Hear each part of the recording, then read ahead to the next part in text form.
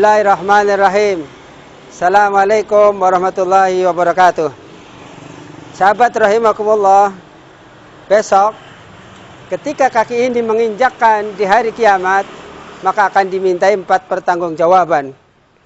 Pertama, tentang umurnya dihabiskan untuk apa saja. Yang kedua, tentang jisim, tentang jasad, anggota badan, dipakai untuk apa saja. Dan yang ketiga tentang ilmunya, apakah sudah diamalkan atau belum. Nah, yang keempat, sahabatku rahimakumullah, inilah yang ingin saya tekankan, yaitu an ilmihi, an malihi. Setelah ilmunya, yaitu tentang bagaimana hartanya. Am malihi min aina iktasabahu wa fima anfaqahu. Yaitu sahabatku rahimakumullah, tentang hartanya. Dari mana kau peroleh dan kemana engkau belanjakan. Harta yang setiap hari kita cari, pagi, siang, sore, malam, kadang pun larut tidak pulang, semua akan dimintai pertanggungjawaban. Maka saatnya lah kita hitung-hitung diri tentang harta yang kita kumpulkan. Maka ada istilah zakat. Zakat itu intinya adalah suci. Zakat itu artinya subur. Zakat itu artinya bersih. Zakat itu artinya berkembang. Zakat itu artinya berkah. Maka sahabatku rahimakumullah, dalam surat At-Taubah ayat 103 Allah berfirman, A'udzubillahi minasyaitonir rajim. Khudh min amwalihim shadaqatan tutahhiruhum wa tuzakkihim biha. Pada ayat ini ditekankan, ambillah harta dari kalian itu, zakatnya, yang fungsinya untuk membersihkan, litahhiruhum wa tuzakkihim biha. Maka sahabatku rahimakumullah, teruslah berjuang, niatkan karena Allah.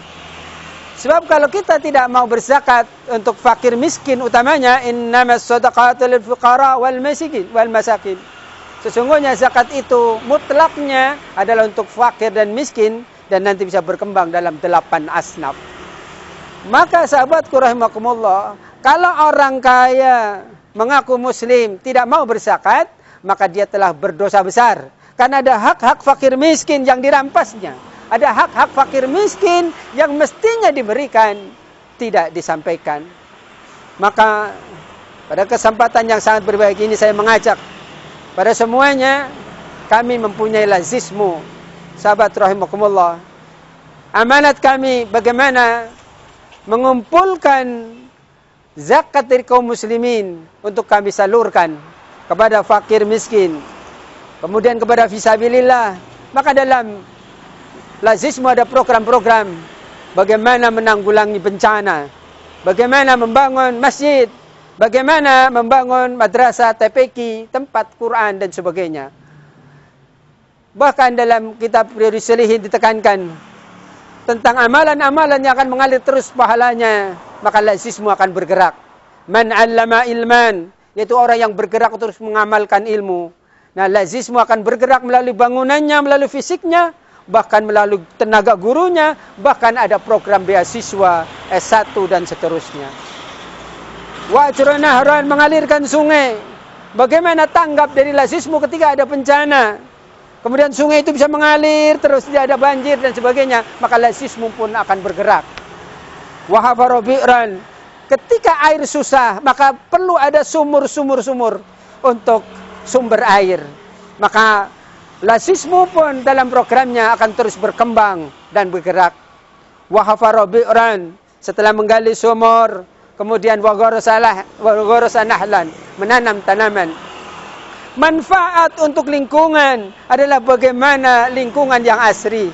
Dan teruslah berjuang dalam program kami, bagaimana menguatkan pada lingkungan yang bersih.